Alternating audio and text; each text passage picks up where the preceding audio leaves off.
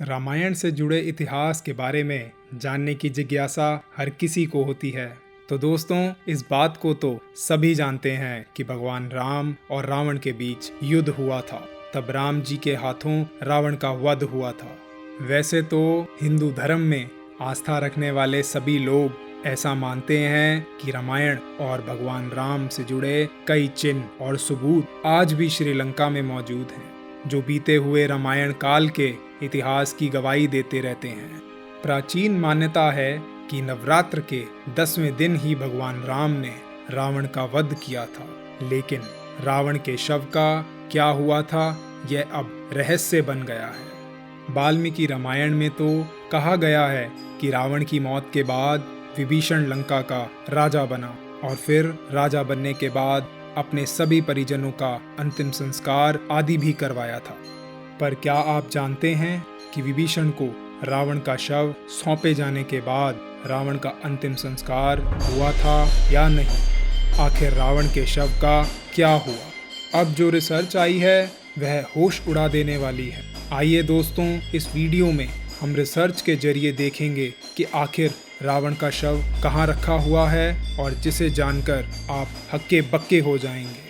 Video शुरू करने से पहले आप सभी से अनुरोध है कि आप वीडियो को लाइक करें और कमेंट में जय श्री राम जरूर लिखें। गुफा में रखा हुआ है लम मम्मी के रूप में कांपती रावण का शव। दोस्तों, पूरे देश में ऐसा कोई भी व्यक्ति नहीं है जिसको दशानन रावण के बारे में मालूम नहीं है। हर कोई जानता है कि रावण बुराई का एक ऐसा प्रतीक था जिसे स्वयं भगवान को मारने के लिए अवतार लेना पड़ा था। रावण की मौत के बाद उसका क्या हुआ, उसके बारे में रामायण में ज़्यादा कुछ जानकारी नहीं है। श्रीलंका सरकार के दस्तावेजों में यह वर्णन है कि रावण की लाश एक मम्मी के रूप में आज भी सुरक्षित है। कई लोगों ने इस खोज पर इसे प्रामाणिकता देने की भी कोशिश की है। अब श्रीलंका में वह स्थान ढूंढ लिया गया है जहां रावण की सोने की लंका थी और जहां रावण के मरने के बाद उसका शव रखा गया है।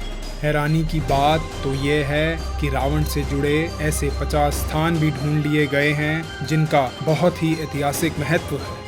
अगर आप उन स्थानों के बारे में भी जानना चाहते हैं तो हमारी रामायण की असली घटनाएं एवं सबूतों वाली वीडियो को ऊपर दिए गए आई बटन में ज़रूर देखें। रिसर्च के जरिए यह बात सामने आई है कि रैगला के जंगलों के बीच में एक विशाल पहाड़ी है। विशाल पहाड़ी पर एक खतरनाक गुफा भी है जिसको रावण की गुफा भी कहा जाता है। यह वो गुफा है जहां रावण ने तपस्या करके शक्तियां प्राप्त की थी। यह साबित हो गया है कि आज भी राक्षस राज रावण का शव इस गुफा में सुरक्षित पड़ा है। रिसर्च में यह भी खुलासा किया गया है कि रावण की अशोक वाटिका कहाँ थी और उसका पुष्पक विमान कहाँ उतरता था। इसके अलावा रिसर्च में भगवान हनुमान जी के पैरों के निशान खोजने का भी दावा किया गया है। श्रीलंका सरकार ने आर्कियोलॉजी के जरिए यह पता लगाया है कि रावण की मौत के बाद उनके वफादार सैनिक उनका शव लेकर भाग गए थे। उन्होंने रावण के शव को इस आशा में मम्मी का रूप दे दिया कि भविष्य में रावण वापस से जिंदा हो जाएगा। जब उनके वफादार सैनिक असफल हुए तो इसके कुछ हजार सालों बाद नाग कुल के लोग रावण के शव को अपने साथ लेकर आ गए थे, इस उम्मीद से कि वह एक दिन रावण को जिंदा जरूर करेंगे, लेकिन ऐसा नहीं हुआ। रावण के शव को सालों तक सुरक्षित रखने के लिए उन लोगों ने रावण को मम्मी का रूप दे दिया। श्रीलंका के इंटरनेशनल रामायण रिसर्च सेंटर द्वारा किए गए रिसर्च में इस बात का खुलासा किया गया है कि जिस ताबूत में रावण को रखा हुआ है उसके नीचे काफी खजाना भी छुपा हुआ है और उस खजाने की रक्षा कई जहरीले जानवर भी कर रहे हैं। इस पर एक खास तरह का लेप भी लगा हुआ है जिसकी वजह से यह आज तक सुरक्षित है। माना जाता है कि रामायण के दौरान राम द्वारा रावण का वध करने के बाद शव को अंतिम संस्कार के लिए विभीषण को सौंप दिया गया था, लेकिन विभीषण राजगद्दी संभालने की जल्दी में रावण के शव को वैसे ही छोड़ गए थे। रैगला के घने जंगलों और गुफाओं में कोई नहीं जाता है, क्योंकि यह जंगली और खूंखार जानवरों का बसेरा है। यहाँ भयानक नाग भी रावण के शव की रखवाली करते हैं। रैगला के इलाके में रावण की यह गुफा 8000 फुट की ऊंचाई पर स्थित है, जहाँ 17 फुट लंबे ताबूत में रखा है रावण का शव। इस ताबूत के चारों तरफ लगा है एक खास लेप, जिसके कारण यह ताबूत हजारों सालों से जस का तस रखा हुआ है। मम्मी बनाने की परंपरा प्राचीन काल से ही काफी प्रचलन में थी। हजारों साल पहले पिरामिड के मिस्र के लोग ऐसे ही किया करते थे। वहाँ राजाओं के शवों के साथ यह परंपरा की जाती थी। शैव संप्रदाय में उस समय समाधि देने का रिवाज था। माना जाता है कि रावण भी शैवपंथी था, जिसकी वजह से उसे ताबूत में रखा गया था। दोस्तों, रिसर्च ने इस बात का अंदाज़ा तब लगाया जब उन्होंने देखा कि रावण के शव की हालत बिल्कुल कई हजार साल पुरानी मम्मी की तरह है और इसमें कई ऐसी वस्तु और निशान के सबूत भी पाए गए हैं। ऐसी वस्तु जो मिस्र के लोग मम्मी बनाने में उपयोग करते थे। मिस्र की सभ्यता काफ़ी पुरानी है। इस सभ्यता में मृत शरीर को मम्मी बनाकर रखने की परंपरा थी। मृत्यु के बाद शवों का दाह संस्कार या दफन नहीं, बल्कि उनमें विशेष रासायनिक लेप लगाकर उन्हें सुरक्षित रखा जाता था। मम्मी प्राचीन मिस्र का शब्द है। वास्तविकता में यह अरबी भाषा में मूमिया से बना है।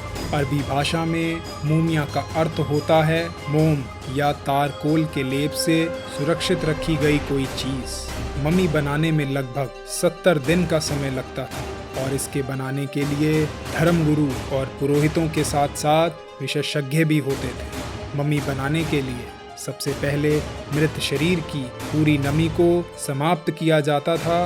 इस काम में कई दिन भी लगते थे। शरीर से नमी समाप्त होने के बाद उस पर कई प्रकार के लोशन, तेल और कई तरह के रोगन से मालिश की जाती थी। फिर पट्टियाँ लपेटने का काम किया जाता था और पूरे शरीर पर पतले कॉटन की परत दर परत पट्टियाँ लपेटी जाती थी। पट्टी लपेटने के बाद शरीर के आकार से मिलते जुलते लकड़ी के ताबूत तैयार किए जाते थे। इन ताबूतों को रंग कर मृत व्यक्ति या पशु के चेहरे सहित उसका रूप दिया जाता था। इसके बाद धर्मगुरु के मतानुसार इस पर धार्मिक वाक्य आदि लिखे जाते थे और एक धार्मिक समारोह करके ताबूत को शरीर समेत चबूतरे पर सम्मान के साथ रख दिया जाता था। बड़ी हैरानी की बात है कि रावण के शव के साथ भी बिल्कुल ऐसा ही किया गया। हालांकि रावण की मृत्यु कब हुई थी इसका कोई प्रमाण मौजूद नहीं है, लेकिन बताया जाता है कि भगवान श्री राम के हाथों उसके वध को 10,000 साल से भी ज़्यादा हो गए। नागकुल के लोगों को यकीन था कि रावण की मौत क्षणिक है और वो फिर से जीवित हो जाएगा। उन्होंने रावण को फिर से जीवित करने की कई बार कोशिश की, लेकिन उन्हें कामयाबी नहीं मिली। जिसके बाद उन्होंने रावण के शव को सुरक्षित रखने के लिए विभिन्न रसायनों का इस्तेमाल किया और उसे मम्मी के रूप में रख दिया। श्रीलंका के कई लोगों के बीच यह मान्यता है कि रावण एक दिन जिंदा होकर पुनः लौट आएगा। तो दोस्तों, आपको क्या लगता है, क्या वाकई में रावण वापस से जिंदा हो सकता है? अगर वापस जिंदा हो भी गया तो क्या फिर से बुराई का अंत होगा? अपनी बहुमूल्य राय नीचे दिए गए कमेंट बॉक्स में ज़रूर लिखें। जय श्री राम। Thank you. तो दोस्तों, आशा करता हूँ कि ये वीडियो आपको पसंद आया होगा, तो इसे ज़्यादा से ज़्यादा शेयर करिए। अगर आप नए हैं इस चैनल पे तो सब्सक्राइब एंड लाइक करना बिल्कुल भी मत भूलिएगा दोस्तों। तो दोस्तों, मैं ऐसे ही और वीडियोज़ आपके लिए लाता रहूँगा। आपका अपना दुनिया का खबरी। जय हिंद, वंदे मातरम।